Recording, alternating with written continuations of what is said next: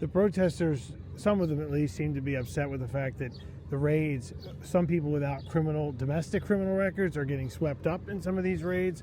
Do you think that's bad for like optics for the Republican Party if you've got people without these domestic criminal records getting deported and wrapped up in these raids? I think the problem with the optic is on the Democrat side. In other words, what the Democrats are saying, if you really think about the way they're framing that, is the only way that a criminal alien should be deported is to make them have committed a rape or a murder. So in other words, we're not going to deport a criminal alien unless they kill an American. Why would we subject ourselves to that kind of nonsense? The reality is you broke a law by coming to this country illegally. We've given them plenty of notice. They should leave the country, reapply for legal entrance, because if we have to find you and chase you and deport you, you're never coming back into this country. But the argument for the Democrats is insane. Basically what they're saying is, don't deport somebody until they kill an American. That's crazy. It doesn't make any sense. Look, those of us like myself who waited in line to come into this country, it's a privilege. It's not a right to be welcomed into this country. So we should honor those people and not reward the people that skipped in line in front of the people who are the good people that are waiting. Look, if you're in this country illegally, you got to go. The voters on November 5th made that crystal clear. And look, the problem with these raids is that instead of these people being handed over at jails, one person to one agent, these sanctuary jurisdictions release them, and now they got to send a team of people to chase them, which is nuts. In terms of the protests, look, I think a fundamental right of this country is the ability to stand right there and say whatever you want to any elected official, hold me accountable, 100%. But you can't vandalize a car, you can't burn down a building, you can't throw rocks, you can't throw stones at somebody, you can't disobey police orders. You know, I have this pin on, you know what that means, right? The Capitol Police knows what it means, but I can't just go through an empty door. I can't go tackle that police officer and say, you have any idea who I am? Yeah, you're the guy who just tackled me, right? You have to pay attention to what law enforcement tells you to do. And you know what's interesting?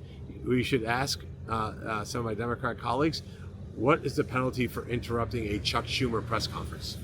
What's the penalty for walking towards the stage of a Chuck Schumer press conference? What's the penalty if a police officer tells you to back up and you lunge forward and it keeps screaming? What's the penalty? What they're saying is, if you're a United States Senator, somehow you're exempt from all these common sense rules. That's insane. If you did that, if you tomorrow went to a Chuck Schumer press conference and started yelling and screaming live on TV and walked forward, they would pick you up with your feet and your hands and whoop, except you'd actually go to jail.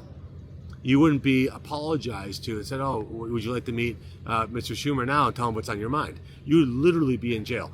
The idea that being a United States Senator absolves you from common law and order is insane.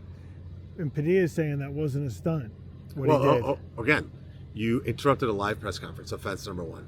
Number two, you walked towards the protectee. Secret Service has one job, make sure that protectee's protected. When they asked you to stop, not only did you not stop, you forced yourself forward. When they told you to leave the room, you fought them. All of those are fundamental, basic rules that you're not allowed to do, no matter who you are. And having this pin or being a United States Senator does not absolve you from that. And by the way, did not have the pin on.